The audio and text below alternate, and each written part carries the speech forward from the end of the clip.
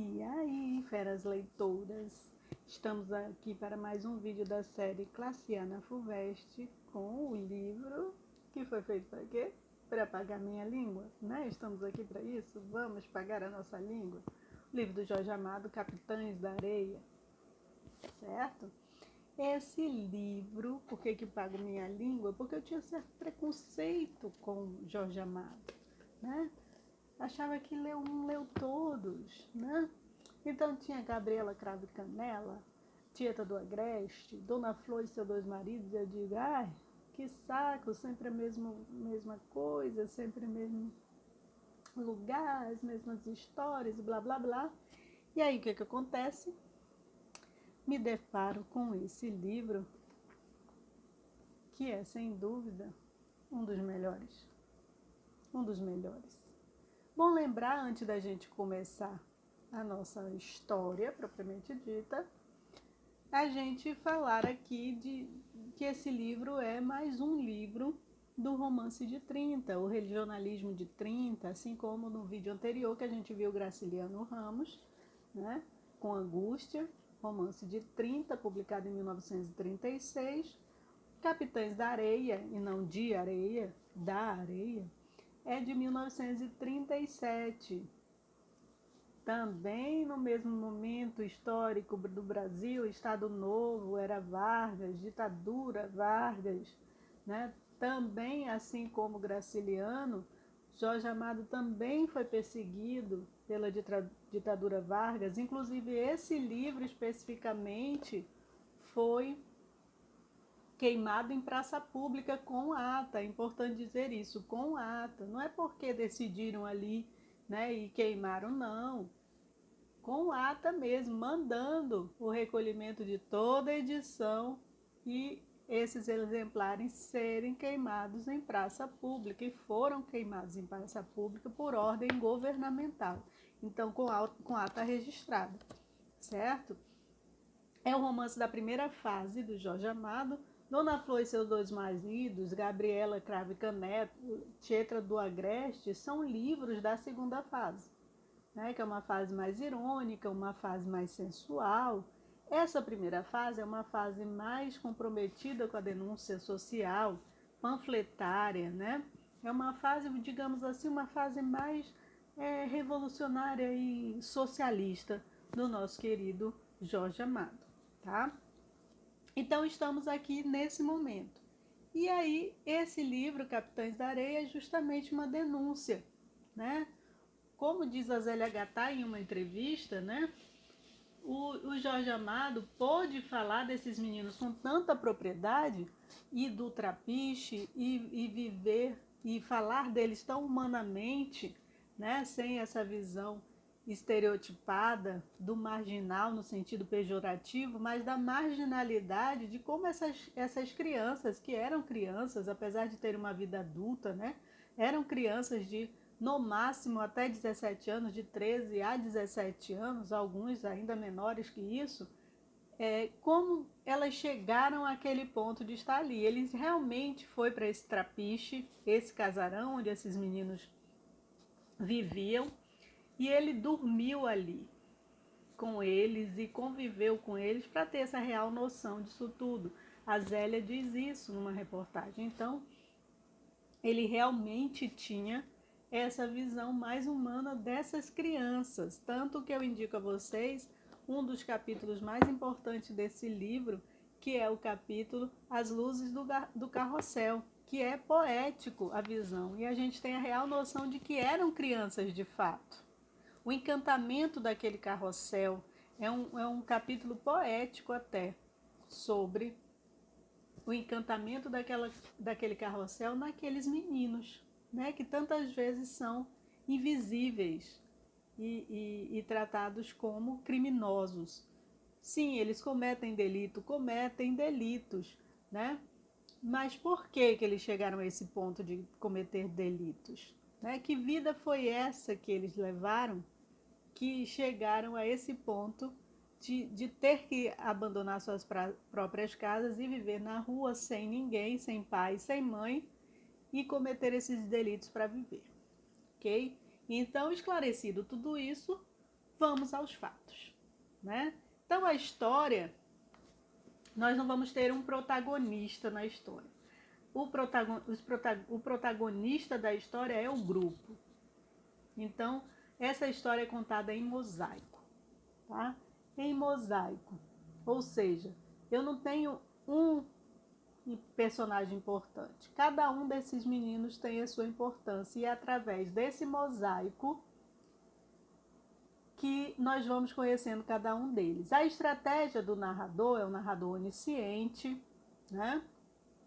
Que tem toda essa visão humanizada desses meninos, de uma visão parcial, não é uma visão imparcial, é uma visão parcial. Ele nos leva a olhar de forma humana para esses meninos, né? Então, o que ele faz? Ele primeiro apresenta esses meninos através de reportagens fictícias. Como é que a cidade via este grupo, Capitães da Areia, né? Como é que a cidade via esse grupo? Então, ele vai primeiro mostrar uma reportagem sobre o grupo, né? Uma reportagem de capa com uma manchete incrível, né? Chamando a atenção, uma reportagem bem sensacionalista e falando, né? Descendo o malho nessas crianças.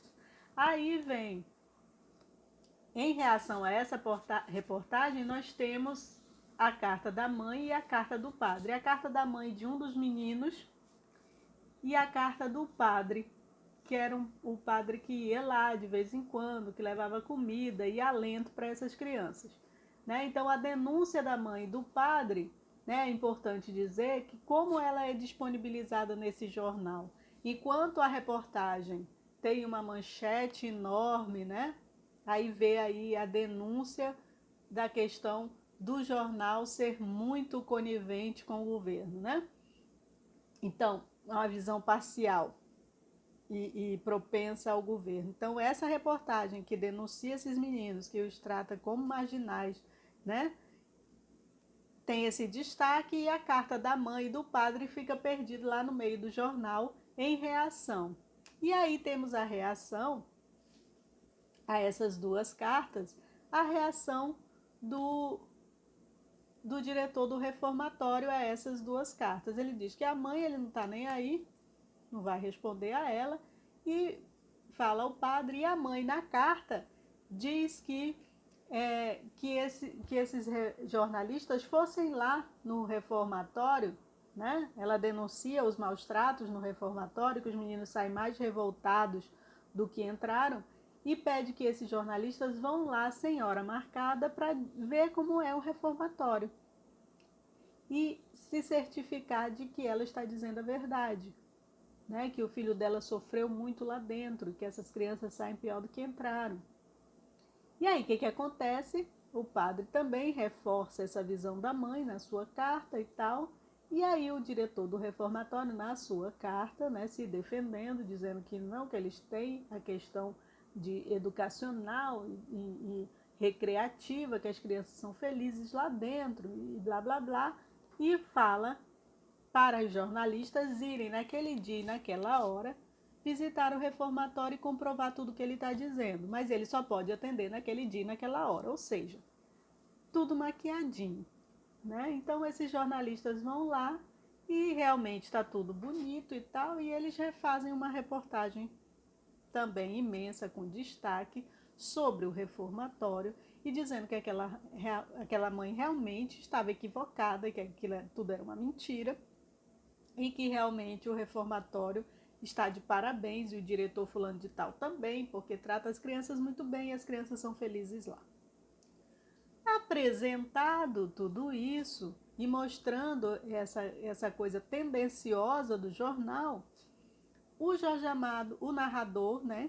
O narrador vai começar a contar a história de cada um desses meninos, né? Então, cada um representando uma coisa. O Pedro Bala representando essa liderança. O Pedro Bala não era, de início, o líder do grupo, né? E como ele chega a isso também é narrado aqui nessa história. Então, nem era um menino mais forte do que o outro, que o desafiou, mas por conta dessa coisa, dessa astúcia, da liderança, de saber jogar capoeira muito bem, ele acaba ganhando a liderança do grupo, né? Então nós temos o Pedro Bala, mas ele é o protagonista? Não.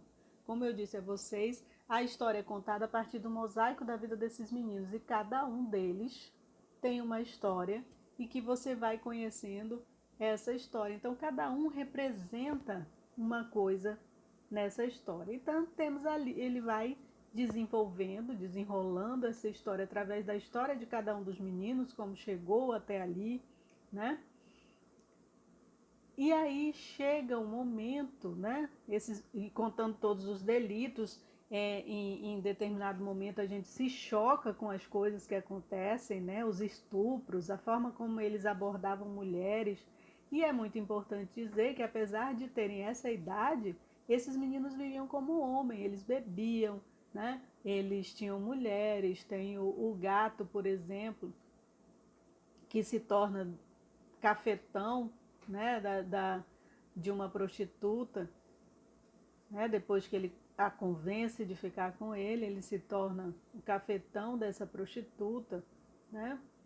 Então, eles têm uma vida de adulto. Porém, a todo momento, o narrador nos mostra, né, como eu citei a vocês o capítulo do Carrossel, o narrador nos mostra o lado infantil. Apesar de tudo isso, são crianças e, como tal, deveriam ser tratadas, né? Tiveram vários percalços para chegar ali, naquela situação. Então, outra coisa importante aí, que eu não vou entrar em detalhes da história de cada um, porque vocês vão ler o livro, obviamente. A outra coisa importante aí é vocês perceberem essa visão socialista desse grupo, né? Eles realmente cometem os delitos, eles roubam para sobreviver, só que tudo isso é dividido igualmente entre eles, né? E roubam de rico para dar aos pobres, que são eles, né? Então temos uma visão assim meio Robin Hood de ser desse grupo. E essa visão do social, de não ter nenhum mais importante do que o outro, que todos eles são importantes na história. E a história é contada. Então, é contada a partir da vida de cada um deles. Então, nós vamos ter, por exemplo, o, o Pedro Bala, que eu já falei, que vai representar aí a justiça, né? As questões sociais, certo? O gato, que é o mais bonito, por isso esse apelido, né? Então cada um tem o seu apelido, e esse apelido mesmo, meio que condiz com o que ele representa ali na história. O Pedro Bala, essa coisa da bala, né? Aquele que está na frente e tal, o líder, a justiça, as questões sociais. O gato, que é esse menino o mais bonito da turma, né? O sedutor, que é vaidoso, então vai mostrar esse lado da vaidade. O professor, que é o sábio, que é o que conta histórias para todo mundo, então essa parte que a gente vê humana, né, da coisa. O boa-vida, que é o malandrão, né? O volta seca, que é o cara mais duro, que é descendente de cangaceiros e tal, ele se diz descendente de Lampião e ele quer, o sonho dele é entrar para o cangaço, e o que realmente acontece. O pirulito, que é o cara que reza, que tem mais proximidade com o padre, né, que vai se tornar padre, inclusive, no final da história. Os sem pernas, que representa, então o pirulito representa a fé, né?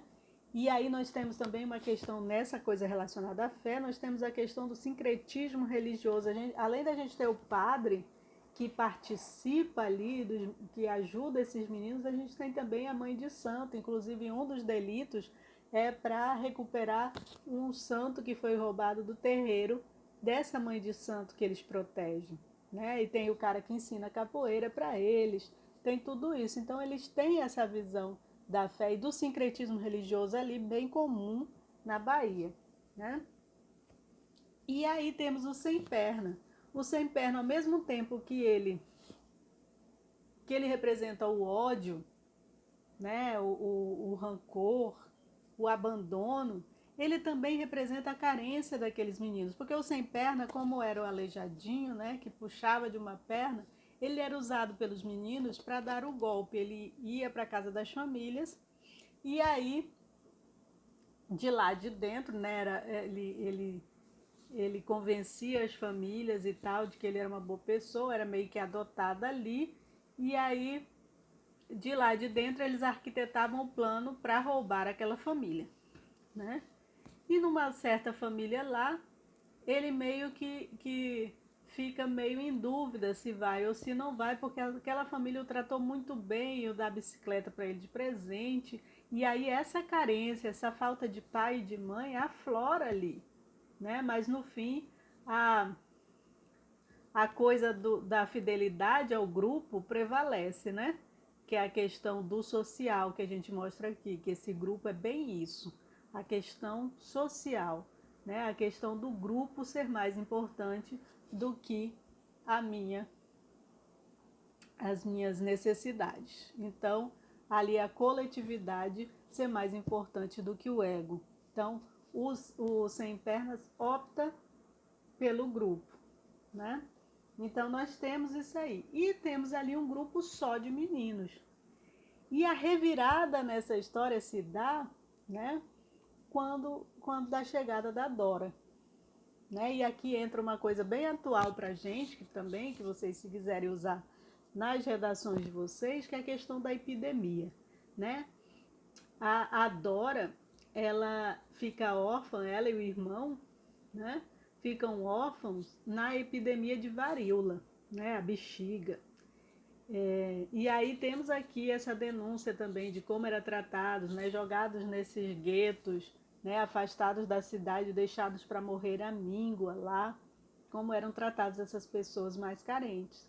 E os pais da Dora morrem de varíola. E ela fica só no mundo. Então, é, ela é encontrada na rua pelo professor e é levada para o trapiche. Lembrando que no trapiche não entravam nem meninas, nem homossexuais. Aí nós vamos ter a questão lá da, da homofobia ali entre eles, uma luta terrível, né? E não entrava. E quando o professor chega lá com a Dora e o irmãozinho dela, para ajudá-la, porque ela estava na rua sozinha, esses meninos, a todo custo, né, acham que é para eles tratar como tratavam todas as mulheres de rua. Eles estupravam, eles assaltavam, eles subjugavam. Então, quando a Dora chega ali, ela é protegida pelo professor e depois pelo Pedro Bala. O professor meio que desenvolve uma paixão por ela, e o Pedro Bala vai ser com quem ela vai ter realmente esse caso, né? Esse amor. E o professor, essa paixão platônica, como todo sábio, né? Tem a sua paixão platônica. Então, a chegada da Dora causa o que nesses meninos? No primeiro momento é essa reação da violência, mas depois, com o passar do tempo, a Dora vai se tornando a figura da mãe daquele grupo. Então, toda a carência que eles tinham de proteção, de afeto, né, de carinho, é suprida pela Dora. Toda essa carência. Né? Então, até a forma como eles vão tratar as mulheres a partir daí também é vinculada à forma como eles tratam a Dora. Pô, se eu não quero que isso aconteça a Dora, eu não vou fazer isso com mais nenhuma mulher. Né? Então, a importância dessa figura feminina para suprir essa carência, né? Que no fundo é mostrar, eles são dessa forma porque eles não receberam o amor, eles não receberam a atenção, eles não receberam o carinho, né? E aí vai ter um final bem triste aí nessa situação também da Dora, que é outra coisa, que eu não vou dar spoiler aqui, mas vai ser uma coisa bem triste. Então, durante lá um, um assalto que eles vão fazer, né, um dos delitos dele, o Pedro Bala é preso, né, vai para um reformatório e a Dora vai para outro reformatório, certo? Então, meio que é esse desfecho, depois disso vai dar o desfecho da história dos dois aí, né? E aí nós vamos ter como final do livro o encaminhamento de todas essas histórias, quem virou o quê. Então, para longe do determinismo lá, né, que essa geração, como eu falei para vocês no outro vídeo, é chamada de geração neorrealista por conta dessas questões sociais, desse apego a essas questões, dessas denúncias, né, e da tendência à visão socialista da sociedade e essa crítica dura, né, a essa burguesia hipócrita. Nós vamos ter o desfecho da história de cada um para longe do determinismo. Então não é porque eles estão ali que não vão ser pessoas melhores, vão todas ter um fim trágico, não. Né? Nós vamos ter o Pedro Bala, que vai se tornar, como o pai dele, um líder sindicalista. Né? Nós vamos ter o professor que vai se tornar um grande artista no Rio de Janeiro e fazer sucesso com os seus quadros, né, pintados, mostrando a vida dessas crianças de rua. Né? Vamos ter o Pirulito, que vira padre, o Volta Seca, que vai se tornar um cangaceiro e acaba sendo morto, né? Mas ele realiza o seu sonho de ser cangaceiro, certo? Então nós temos aí toda essa visão. Não, apesar de alguns terem um final triste, nós vamos ter outros que vão conseguir sucesso na vida e vão sair daquela situação de marginalidade, né? Então é isso, minha gente. Vamos ter nesse livro, né, um livro extremamente descritivo por conta dessa denúncia, né, uma denúncia social, né? Vamos ter essa coisa desses meninos abandonados e a forma como a gente olha para eles vai ser modificada através dessa coisa do narrador nos levar a essa visão mais humana dessas crianças de rua, desses menores abandonados, né? Então, ele não nos poupa em nenhum momento, né? O narrador não nos poupa em nenhum momento de botar o dedo na nossa ferida e mostrar assim, ó, como é que você olha para essas pessoas que estão na rua, em situação de rua, né? Então, vá percebendo que são pessoas, são seres humanos, que se estão ali, tem uma história por trás disso. Então, Capitães da Areia é isso, gente. É você olhar com essa visão humana para as pessoas e perceber que por trás de cada uma daquelas pessoas em situação de rua tem uma história. E nem sempre essa história é muito bonita e nem sempre essa história vai ter como ser revertida. Tá bom? Um grande beijo e até a próxima. Ah, não se esqueçam de curtir, de comentar, né, de compartilhar e de se inscrever no canal e ligar o sininho aí para você saber quando tiver vídeo novo. Um grande beijo e até a próxima.